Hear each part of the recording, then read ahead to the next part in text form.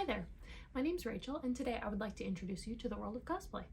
If you're unfamiliar, cosplay is a melding of the two words costume and play, and it's essentially the hobby of building and creating your own costumes based on pop culture characters.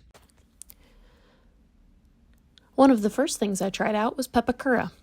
Pepakura is printing, cutting out, and assembling a 3D paper craft model, such as this antler crown.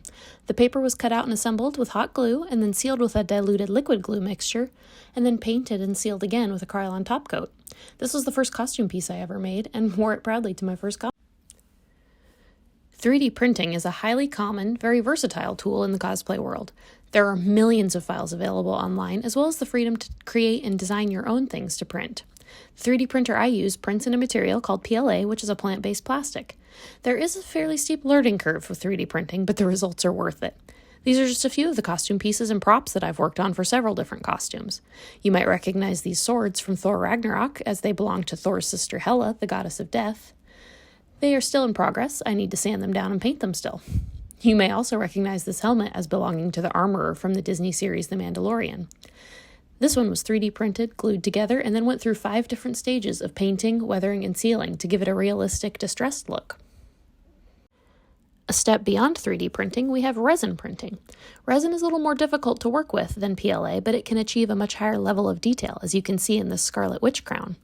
This item was printed, and then it must be washed in alcohol and UV cured before it's safe to use. It is much more fragile than PLA, and you have to be very careful when you're sanding it. Also, don't drop it. Now, one of my personal favorite methods of costume building is foam smithing.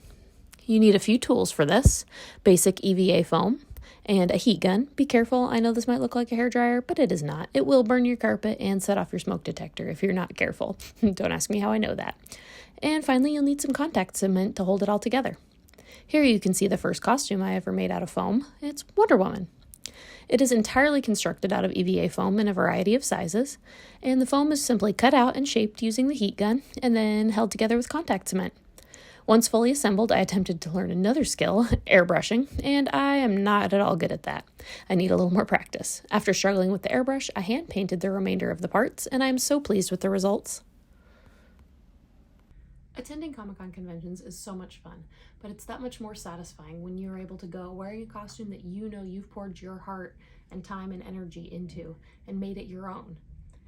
This is an ever-growing, ever-evolving hobby, and cosplay is just a satisfying art form that allows you to constantly better yourself, learn new things, try out new tools and techniques, and find the things that speak to you.